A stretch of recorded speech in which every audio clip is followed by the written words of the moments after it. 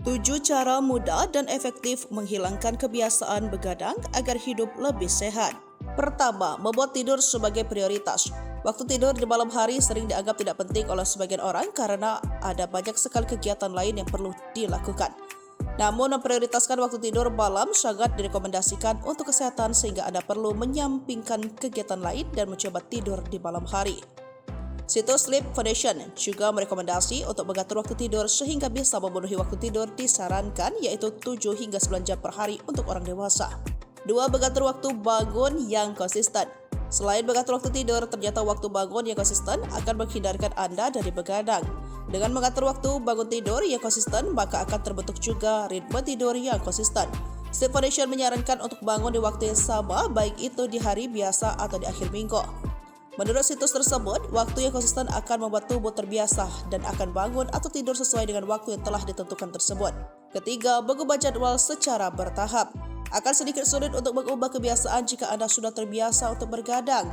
Untuk itu, perubahan yang dilakukan secara cepat dan mendadak hanya akan membuat tubuh merasa kaget dan tidak bisa menyesuaikan dengan baik.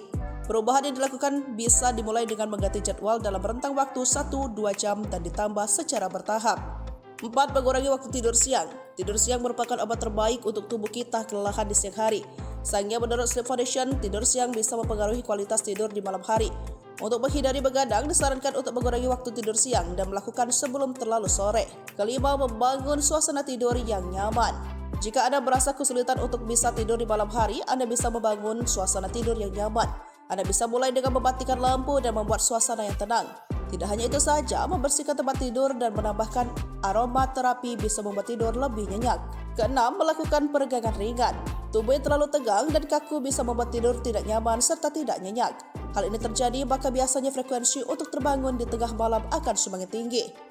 Melakukan peregangan ringan seperti meditasi yoga atau hanya stretching bisa mengendurkan otot-otot yang kaku sehingga tubuh lebih rileks dan membuat tidur lebih nyenyak.